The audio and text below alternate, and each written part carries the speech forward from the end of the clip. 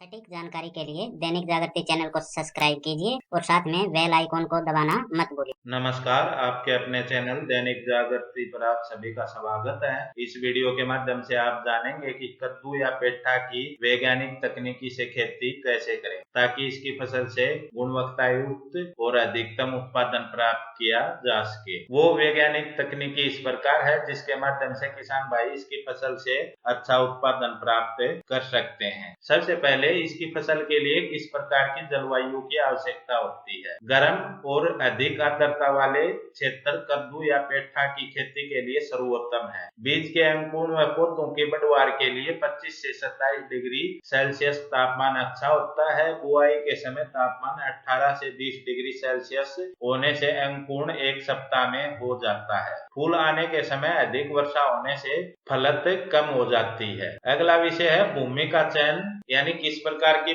भूमि का चुनाव किसान भाइयों को इसकी फसल के लिए करना चाहिए। अच्छी जल निकास व जीवांश युक्त बलुई दोमट मिट्टी कद्दू की खेती के लिए सर्वोत्तम पाई गई है। बुआई से पूर्व 4 से 5 बार हल चलाकर खेत को अच्छी तरह से तैयार कर लिया जाता है। अगला विषय है खेत की तैयारी। कद्दू या पेठा फसल के लिए पहली जुताई मिट्टी पलटने वाले हल से करनी चाहिए। इसके बाद 3 से 4 जुताई कल्टीवेटर या देसी हल से करनी चाहिए ताकि मिट्टी भुरभुरी और हवायुक्त हो जाए। इसके बाद पट्टा लगाकर खेत को समतल बना लेना चाहिए। खेत की तैयारी के बाद बात आती है उन्नत किस्में। किसान भाइयों को यह ध्यान रखना चाहिए कि अपने क्षेत्र की अधिकतम उत्पादन देने वाली उन्नत किस्म का चयन करना चाहिए ताकि इसकी फसल से अच्छा उत्पादन प्राप्त किया जा सके। कुछ उन्नत किस्में इस प्रकार हैं जिनको उगाकर किसान भाई अच्छा उत्पादन प्राप्त कर सकते हैं। काशी धवल, काशी उज्जवल, काशी सुरभि, पूसा विश्वास, पूसा विकास,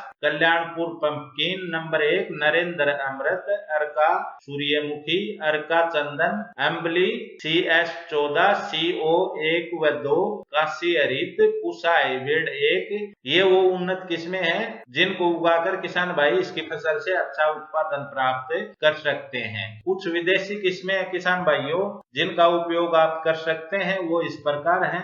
butternut, green hubbard, golden hubbard, golden custard, yellow state और पेट्टीपान ये कद्दू की विदेशी किस्में हैं जिनको किसान भाई उगा सकते हैं और इन किस्मों की पैदावार भी किसान भाइयों अच्छी है। अगला विषय है बुआई का समय। मुख्य फसल के रूप में पेठा या कद्दू की बुआई जून के दूसरे पखवाड़े में करते हैं। उत्तर के मैदानी भागों में जहाँ सिंचाई की उचित व्यवस्था हो वहां पर इसकी बुआई अप्रैल के प्रथम सप्ताह में की जा सकती है। दक्षिण भारत में इसकी बुआई जून से लेकर अगस्त तक करते हैं, जबकि उत्तर भारत के पर्वतीय भागों में इसकी बुआई अप्रैल से मई में की जाती है। अगला विषय है बीज की मात्रा। यदि एक स्थान पर 2 से 3 बीज बोए जाते हैं तो प्रति हेक्टेयर 3 से 3.5 किलोग्राम बीज की आवश्यकता होती है। 150 ग्राम वजन में लगभग 2000 बीज होते हैं। अगला विषय है बुआई की विधि। अच्छी तरह से तैयार खेत में 4 मीटर की दूरी पर मेड़ बना लेते हैं। मेड़ों पर 80 सेंटीमीटर की दूरी पर बीज बोने के लिए निशान लगा लेते हैं और एक गड्ढे में 2 से 3 बीजों की बुआई करते हैं। अगला विषय है खाद और उर्वरक की मात्रा, यानी कि पोषक तत्व प्रबंधन। पेठा कद्दू की फसल में 100 किलोग्राम नाइट्रोजन यानी 220 किलोग्राम यूरिया, 60 किलोग्राम फास्फोरस यानी 350 किलोग्राम SSP तथा 60 किलोग्राम पोटास यानी 100 किलोग्राम म्यूरेट ऑफ पोटास प्रति हेक्टेयर की दर से देनी चाहिए। रासायनिक उर्वरकों में नाइट्रोजन की आधी मात्रा और फास्फोरस तथा पोटास की पूरी मात्रा खेत में नालियां या थाले बनाते समय देते हैं। नाइट्रोजन की शेष मात्रा 2 बराबर भागों में बांटकर खड़ी फसल में जड़ों के पास बुआई के 20 तथा 40 दिन बाद देते हैं। खेत तैयार करते समय 25 से 30 टन प्रति हेक्टेयर गली सड़ी गोबर की खाद या कंपोस्ट अवश्य ही मिट्टी में मिलाएं। अगला विषय है सिंचाई प्रबंधन। कद्दू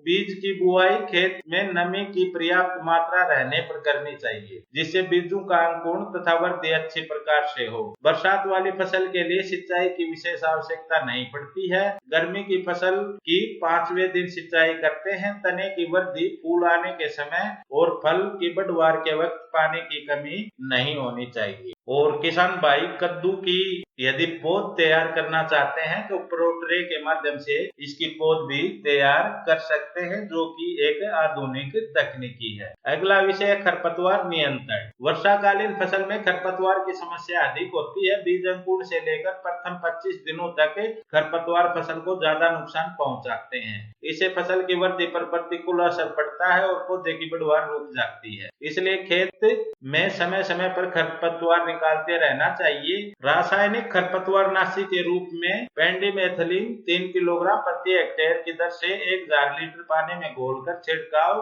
बुआई के तुरंत बाद करते हैं। खेत से पहली बार खरपतवार बुआई से 20 से 25 दिन के अंदर निकाल देते हैं। खरपतवार निकालने के बाद खेत की गुड़ाई करके जड़ों के पास मिट्टी चढ़ा देनी चाहिए, जिससे पौधों का विकास तेजी से होता है। और अगला विषय किसान भाइयों कीट व रोग नियंत्रण, जिसकी जानकारी हम अगले किसी अन्य वीडियो के माध्यम से आपको उपलब्ध कराएंगे। इसके लिए आप दैनिक जागृति चैनल को सब्सक्राइब कर लीजिए। और अंत में बात आती है किसान भाइयों तुड़ाई और उपज की, यानी कि इस वैज्ञानिक तकनीकी से खेती करने पर आप अपनी कद्दू की फसल से कितना उत्पादन प्राप्त कर सकते हैं। सब्जी के रूप में प्रयोग करने के लिए तुड़ाई फूल खिलने के 10 दिनों के अंदर करते हैं। मिठाई यानी पेठा बनने के लिए पके फल को तोड़ना चाहिए। पके हुए फल के ऊपर सफेद पाउडर जम जाता है तथा फल चिकना दिखता है। और यदि किसान भाई इस वैज्ञानिक तकनीकी से खेती करते हैं तो कद्दू फसल की अच्छी देखभाल करने पर औसतन उपज